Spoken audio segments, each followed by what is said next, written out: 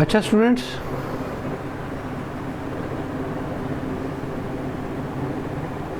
What is isothermal process?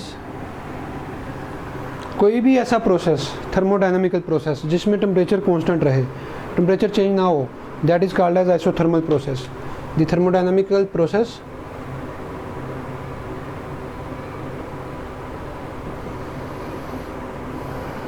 in which temperature of system remain constant is called isothermal process. Temperature जो है वो constant रहता है, temperature change नहीं हो रहा. टेम्परेचर चेंज नहीं हो रहा तो टेम्परेचर में चेंज ज़ीरो आ गया. टेम्परेचर में चेंज ज़ीरो है तो इंटरनल एनर्जी भी चेंज नहीं होगी. तो इट्स मीन ऐसा प्रोसेस जिसमें इंटरनल एनर्जी सिस्टम की चेंज ना हो बल्कि इंटरनल एनर्जी सेम रहे, वो प्रोसेस भी आइसोथर्मल प्रोसेस कहलाएगा. फर्स्ट लॉ ऑफ थर्मोडायनेमिक्स के मुताबिक Q is equal to delta U plus W होता है. तो आइसोथर्मल प्रोसेस के लिए डेल्टा U की वैल्यू ज़ीरो पुट यहाँ पे कर दें. तो इट्स मीन कि our heat will appear in the form of work. हम सिस्टम को हीट दे रहे हैं और हमारी वो जो हीट है वो वर्क डन या P डेल्टा V की सूरत में, या आप यूँ कह लें कि सिस्टम पे work done on system, sorry work done by system की सूरत में अपीयर होगी. वर्क डन बाय सिस्टम ये पॉजिटिव होता है. तो ये प्रोसेस जो है आइसोथर्मल प्रोसेस कहलाएगा. इसकी जो कर्व है वो ये है, P1 sorry V1 V2 volume change हो रहा है और ये प्रेशर.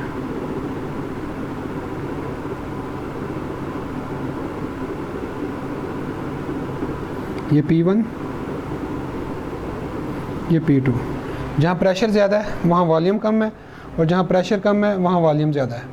इसको हम यूँ भी ले सकते हैं, P1 V1 is equal to P2 V2 Boyle's law है. और बॉयल्स लॉ की कंडीशन भी आइसोथर्मल प्रोसेस है, क्योंकि आइसोथर्मल प्रोसेस में हमारा टेम्परेचर जो है वो कांस्टेंट रहता है. Temperature is constant. तो ये आइसोथर्म, ये कर्व का नाम होगा isotherm. This curve is called as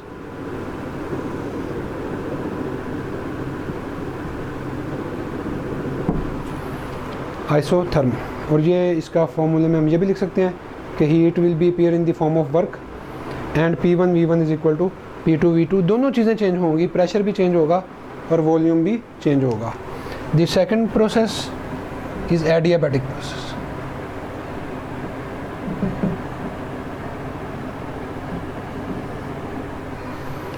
ये ऐसा प्रोसेस होगा एडियाबैटिक जिसमें कि सिस्टम में हीट इंटर भी नहीं होगी और सिस्टम में से बाहर भी नहीं निकलेगी. सिस्टम की हीट जो है, सिस्टम आइसोलेटेड होगा. System will be isolated.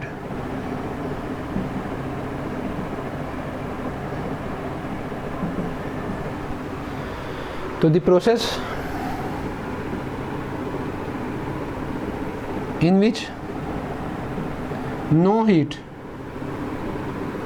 enters or leaves the system is called adiabatic process.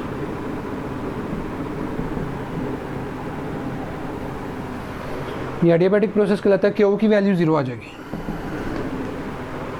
If we put this value of Q is equal to 0 in first law of thermodynamics, that is Q is equal to delta U plus W. So we will get that 0 is equal to delta U plus W. It means minus delta U is equal to W and delta U is equal to minus W. यानी कि हम इसमें system की internal energy से work ले सकते हैं. System की इंटरनल एनर्जी डिक्रीज़ हो जाएगी और सिस्टम आपका वर्क कर देगा. या दूसरे वर्ड्स में सिस्टम की इंटरनल एनर्जी आप बढ़ा सकते हैं बाय योर वर्क. आप सिस्टम पे वर्क करें, आप सिस्टम पे वर्क करेंगे तो आप सिस्टम की इंटरनल एनर्जी को इंक्रीज़ कर सकते हैं. फॉर एग्जांपल, एक थर्मस में आप थोड़ा सा मिल्क लेके थर्मस को बंद कर दें. थर्मस एक आइसोलेटेड सिस्टम है, नियरली आइसोलेटेड सिस्टम है. उसमें दूध लिया थोड़ा सा एक कप, और थर्मस को बंद करके उसको ज़ोर ज़ोर से हिलाते जाएं। काफ़ी देर हिलाने के बाद उससे आप टेम्परेचर नोट करें दूध का, तो वो इंक्रीज़ हुआ होगा। तो ये टेम्परेचर में जो इंक्रीज़ आया है that is by your work, ये आपका वर्क है जिसकी वजह से इस सिस्टम का जो टेम्परेचर है वो इंक्रीज़ हो गया। And that process will be called as adiabatic process. Adiabatic expansion भी होती है और एडियाबैटिक कंप्रेशन भी होती है। फॉर एग्ज़ाम्पल, एक गाड़ी का जो टायर है वो फट जाता है, तो that is adiabatic expansion of the gas. उस एक्सपेंशन में वर्क हो गया by system, and you will see that there will be cooling near the tyre. Tyre के नज़दीक कूलिंग प्रोड्यूस हो जाएगी, टेम्परेचर रिड्यूस हो जाएगा, because that work is done by the system, और आपका उधर सिस्टम के करीब या सिस्टम का टेम्परेचर डिक्रीज़ कर जाएगा। तो एडियाबैटिक जब आप एस्केप करवाते हैं गैस का एकदम से, तो आपका सिस्टम का पीछे से टेम्परेचर रिड्यूस हो जाता है। That will be called as adiabatic expansion. Now the curve of adiabatic process is this.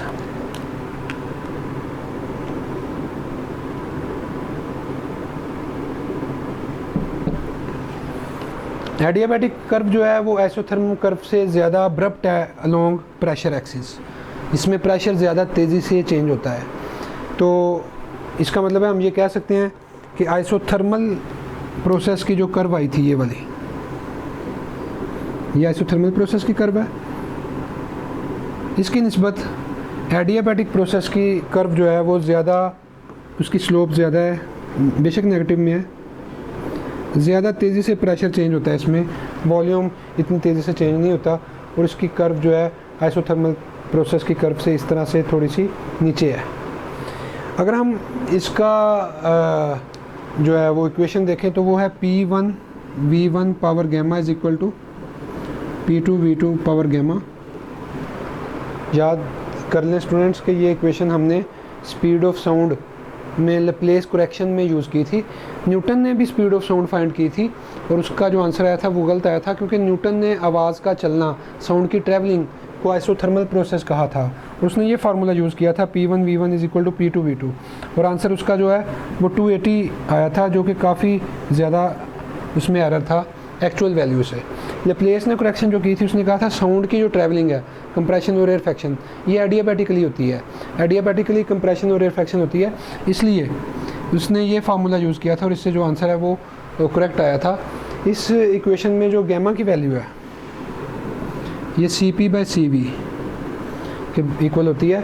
CP is called as, जिसको भी हम स्टडी करते हैं इसके बाद, molar specific heat.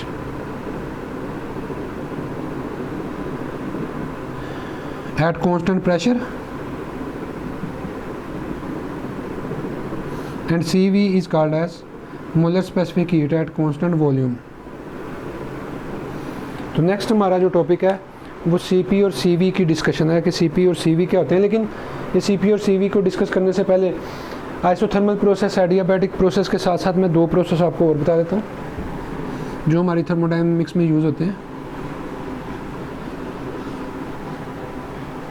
One is isobaric process.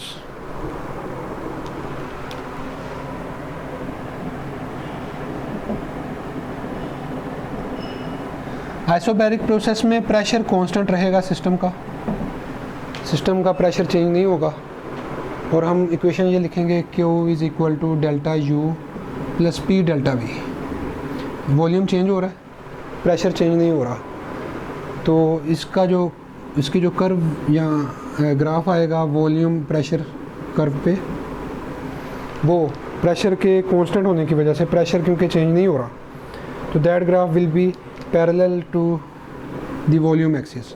Volume is changing where pressure remains same. And last process is isochoric process.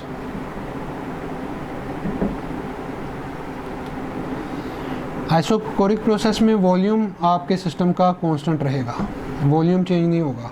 इसका मतलब volume change नहीं होगा, आप सिस्टम पे वर्क करते हैं या उसको हीट देते हैं तो उसका प्रेशर इंक्रीज़ कर जाएगा, तो प्रेशर में चेंजिंग आएगी, वॉल्यूम सेम रहेगा। तो Q is equal to delta U plus P delta V। क्योंकि वॉल्यूम चेंज नहीं हो रहा, इसलिए आपकी सारी की सारी हीट टेम्परेचर को चेंज करेगी। अब यहाँ पे इसकी जो कर्व या इसका जो ग्राफ आएगा वॉल्यूम का और प्रेशर का, that will be parallel to Y axis, that is isochoric process. तो आइसोकोरिक प्रोसेस में वॉल्यूम कांस्टेंट है, वॉल्यूम ना बढ़ रहा है ना कम हो रहा है, प्रेशर चेंज हो रहा है। तो ये जो है ये प्रोसेस हैं चारों।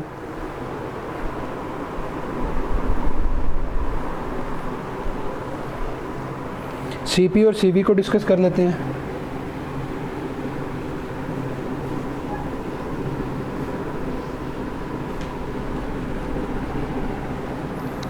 सीपी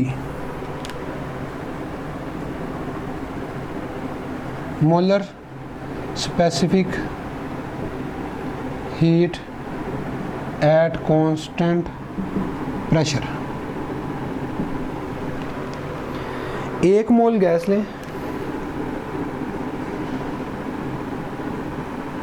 1 मोल गैस के टेम्परेचर में 1 डिग्री सेंटीग्रेड या 1 केल्विन का इंक्रीज़ करें। ये 1 डिग्री सेंटीग्रेड या 1 केल्विन इंक्रीज़ में इक्वल होते हैं।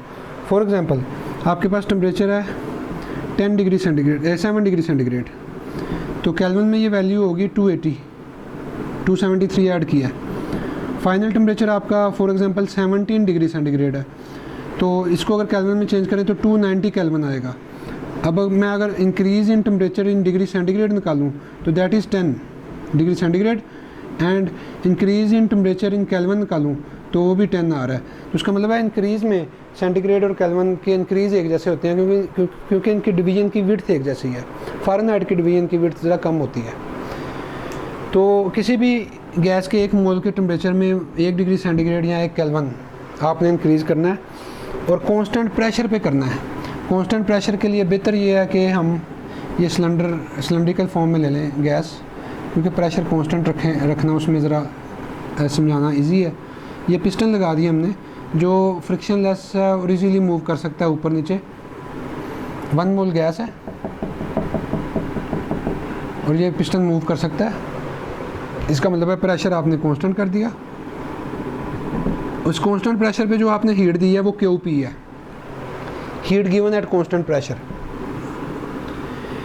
Heat given at constant pressure for 1 mole of gas to increase its temperature by 1 degree centigrade is called molar specific heat at constant pressure. Heat given to 1 mole of a gas to increase its temperature by 1 degree centigrade or 1 Kelvin is called molar specific heat at constant pressure. This molar specific heat at constant pressure can be written as in the formula QP is equal to CP and delta T. CP is equal to QP hour and delta T.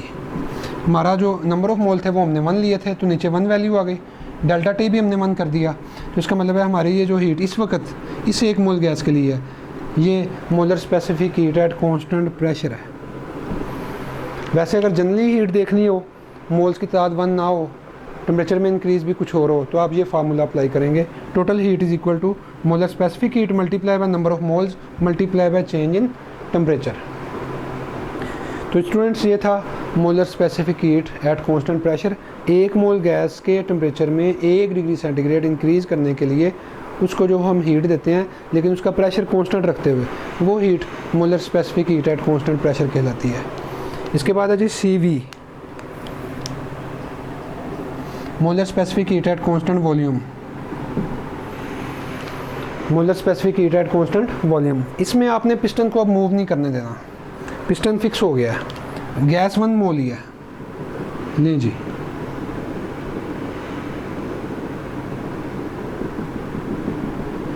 ये piston को हमने fix कर दिया, piston ऊपर नीचे move नहीं कर सकता। 1 मोल गैस है, गैस उतनी है और टेम्परेचर में इंक्रीज़ उतना ही करना है, 1 डिग्री सेंटीग्रेड या 1 केल्विन। वॉल्यूम को कांस्टेंट रखना है, वॉल्यूम को कांस्टेंट रखना है। इस वक्त जो आप हीट देंगे कांस्टेंट वॉल्यूम पे, दैट विल बी CV। तो डेफिनेशन क्या हुई,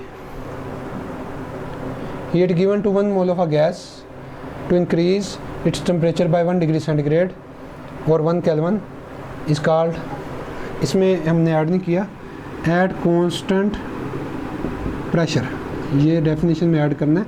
एट कांस्टेंट प्रेशर में यहाँ आप क्या लिखेंगे, 1 kelvin at constant volume is called molar specific heat at constant volume.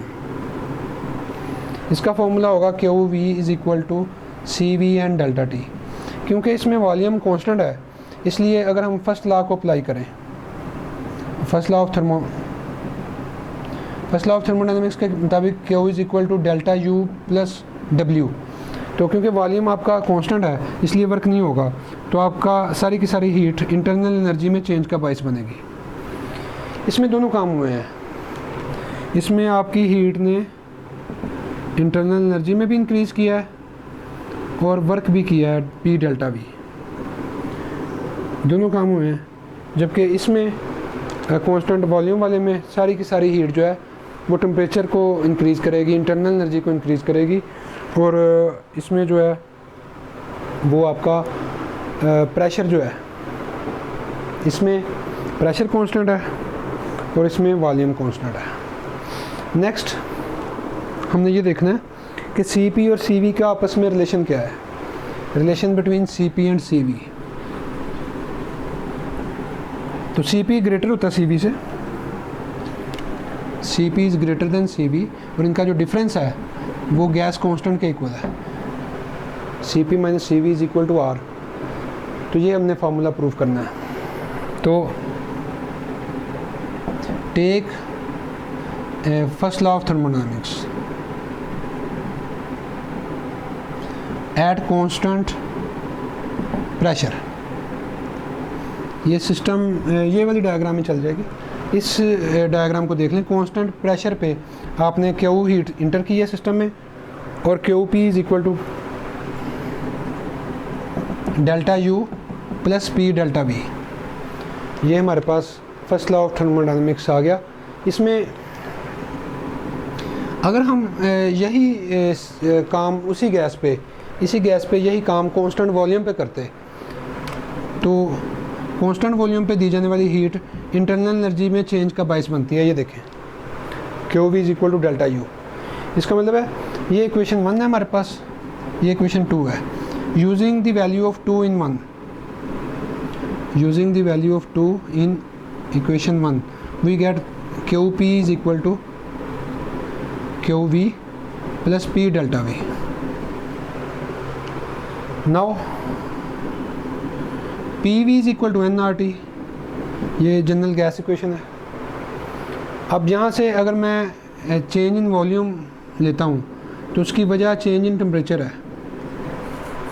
The reason of the change in volume of the system is due to the change in temperature. तो ये equation आप use करें, यहाँ पे equation 3 में value put करें P delta V की NR delta T, तो we will get that QP is equal to QV plus NR delta T। अब QP की वैल्यू ये देखें, QP की वैल्यू इक्वेशन A में हमारे पास मौजूद है, QV की वैल्यू हमारे पास इक्वेशन B में मौजूद है।